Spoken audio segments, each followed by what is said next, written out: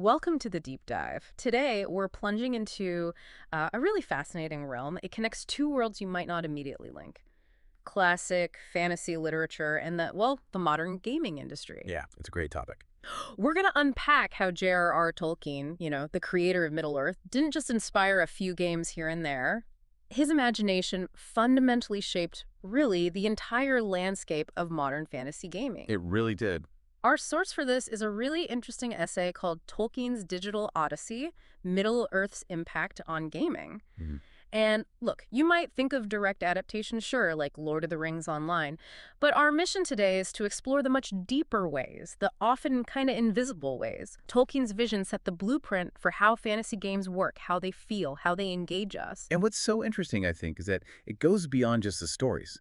He famously said, "I wisely started with a map and made the story fit." Right, I love that quote. And that simple idea, starting with the world, it basically laid the groundwork for this whole mode of interactive storytelling that we still see everywhere today. Okay, so let's unpack that, the genesis. If you're a gamer, you know Dungeons and Dragons. I mean, it's iconic. Absolutely, can't avoid it. But what's its secret Middle-earth connection? Because it feels like it goes way back. Oh, it absolutely does. It's crucial. The roots of, well, a huge chunk of modern video games lie in tabletop role-playing, especially D&D, which came out in '74. Right.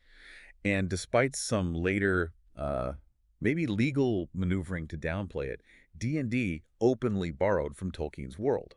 I mean, think about it. Yeah. Elves, dwarves, orcs, rangers, halflings. These weren't just generic fantasy things then. D&D presented them through a very, very Tolkienian lens. So, like, the descriptions and abilities. Exactly. The original monster manual, the player's handbook, they really mirrored a lot of his creatures, his conventions. It feels very familiar if you know Tolkien. Okay, but here's where it gets really interesting for me. It wasn't just lifting creature names, right? How did Tolkien influence the structure, the whole feel of playing those early RPGs? That's the key point. Gygax and Arneson, the D&D creators, they were huge fans of The Lord of the Rings. Yeah. Big readers. Okay. So they adopted Tolkien's emphasis on, the quest, the big journey, races having really distinct cultures, specific abilities, and that whole arc, starting small, maybe in a village, and growing into a hero. Yeah. That journey from humble beginnings. Like Frodo or Bilbo? Precisely. And the games focus on detailed maps, invented histories, lore, and importantly, needing a party, cooperating. That's straight out of the Fellowship Playbook. And what about the morality? That feels so central to Tolkien. The choices, the consequences? Absolutely. That's a huge difference from some of the earlier pulp fantasy, which could be more about just, chaotic action. Right. More sword and sorcery, maybe? Yeah. The Lord of the Rings emphasized things like restraint, mercy, and crucially, the corrupting nature of power. The ring itself. Yeah. And these themes actually found their way into D&D's alignment system. Lawful good, chaotic evil, all that. It encouraged players to think about an ethical framework, mirroring Tolkien's more nuanced take on good versus evil. That's fascinating. So D&D sets the stage, steeped in Tolkien. Then computers start showing up in the 80s and 90s.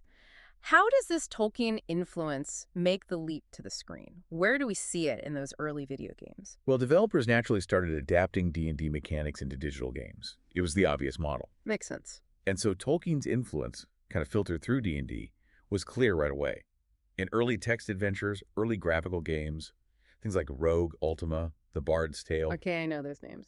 They borrowed heavily from that medieval-ish setting, the character classes, the kind of mythic tropes that Tolkien had really cemented in the popular imagination. And there were direct adaptations too, of course. I remember the Hobbit game from '82, text adventure, right? Yeah, that was an early one. But the deeper influence, beyond just the licensed games, was on game design. Oh. Tolkien's approach to pacing the story, to how you explore a world, this idea of an emergent mythology. It sort of became the gold standard for world building. Right. Think about the fog of war in strategy games or RPGs, where you reveal the map bit by bit. Yeah, you explore and uncover it. That feeling echoes Frodo's journey, right? His gradual understanding of how big and dangerous Middle-earth really is, piece by piece. It wasn't all revealed at once. That's a great comparison. And games started copying that structure too. Epic quests, but punctuated with personal moments, loss, courage, tough choices. And usually you start weak Level 1. The classic RPG start. Exactly. You grow into this powerful force against some big evil. That whole character arc is very Tolkien. Okay, let's zoom in on the characters themselves. Tolkien didn't invent elves or dwarves, obviously. Well, they were from mythology. But his versions, they somehow became the versions, didn't they? The default fantasy elf or dwarf. How did that happen? That's a really good question. How did his specific interpretations become the standard? His elves, they're not just humans with pointy ears. They're ethereal, they're ancient, wise, but also kind of tragic. He even wrote about it, saying the elves have their own labors and their own sorrows. And they are not concerned with the sorrows of men. Right. And his dwarves, stout, bit secretive, incredibly loyal, master craftspeople, drawn to treasure. These specific traits became the templates. Almost every fantasy RPG since uses those as a starting point. And that goes for how they play, too, not just how they look or their backstory. Precisely. It feeds directly into game mechanics. Elves almost always get bonuses for agility, maybe archery, magic. Sure, the Legolas type. Yeah. And dwarves are typically tough, good warriors, maybe resistant to magic or poison, the tanky fighter. Okay. And orcs and goblins, too. They became the go-to bad guys, clearly based on Tolkien's idea of these corrupted, twisted beings. So even classic character classes like the Ranger, that's Tolkien, too. Oh, absolutely. The ranger archetype owes almost everything to Aragorn.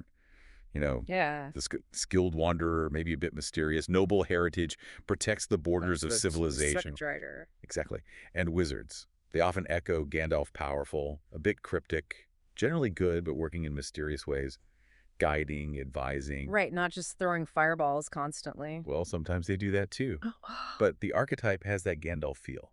Even the whole chosen one trope, the reluctant hero on a massive quest. Yeah. That's Frodo's journey, right down to the core. Wow. So you see these templates shaping characters, choices, even marketing in games like Dragon Age, Divinity, Skyrim, Baldur's Gate. It's everywhere. Let's talk more about the morality. Tolkien's ethical framework, especially about power, feels really distinct. Yeah. How did that complexity make its way into games? It's one of his most powerful legacies, I think. His Yeah. characters are constantly grappling with power. The choice isn't just use power or don't use power. It's about the burden of it, the temptation. Like Boromir. Like Boromir, exactly. Or Frodo himself at the end, failing to destroy the ring. But then Gollum's intervention saves the day, sort of accidentally. It shows how complex will, temptation, and even grace can be. Yeah, it wasn't just a simple heroic act. Right. And Tolkien wrote that line, the pity of Bilbo may rule the fate of many. That idea that mercy, restraint, can have huge, unforeseen consequences. So how does that play out for us as players in modern games? Well, many modern RPGs have really leaned into that moral ambiguity. Think about games like The Witcher 3 or the Mass Effect series, or even Cyberpunk 2077. Okay, yeah. Your choices often don't have clear good or bad outcomes. They lead to complex, sometimes messy results. It reflects that Tolkien legacy, good and evil aren't always black and white, and maybe showing mercy is harder but more important than just seeking revenge. And some games tackle it head on. Definitely. Look at Middle-earth, Shadow of Mordor. The whole premise involves using the enemy's power against them, wielding a ring-like power. It forces the player to wrestle with those very temptations Tolkien warned about. The ring itself is like this perfect metaphor for dangerous power that keeps showing up in games. Beyond the story and characters, Tolkien was, well, a language nerd. Yeah. A professor. A philologist. Yeah. Deeply into languages and myth. How did that academic side, that love for detail, translate into the immersive worlds we get lost in when we play? That's another fascinating layer. His love for languages wasn't just a hobby. It informed his world building, developing Elvish, Black speech, Dwarvish, with actual grammar, history, etymology. It's incredible. It has this incredibly high bar for creating believable, deep worlds. It inspired game developers to really invest in the lore, the internal logic, the history of their own game worlds, making them feel consistent and real. Can you give an example of how that kind of deep lore makes a game world feel more alive? Sure. The Elder Scrolls series is probably the prime example. All those in-game books you can find and read. Hundreds of them. Exactly. Ancient languages like the Dragon Tongue in Skyrim, these different cultures with their own histories and conflicts. Yeah. It echoes Tolkien's layering of history and mythology. Right, you feel like you're uncovering something ancient. Yeah, you piece together the world's history from ruins, artifacts, fragmented texts, kind of like Aragorn reading inscriptions or Gandalf searching old scrolls. Tolkien himself said something like, part of the attraction is the glimpses of a large history in the background. Mm-hmm. And game developers learn that creating that illusion of depth, that sense that there's more history that you can ever fully grasp, makes a world way more immersive than just fancy graphics. That makes perfect sense.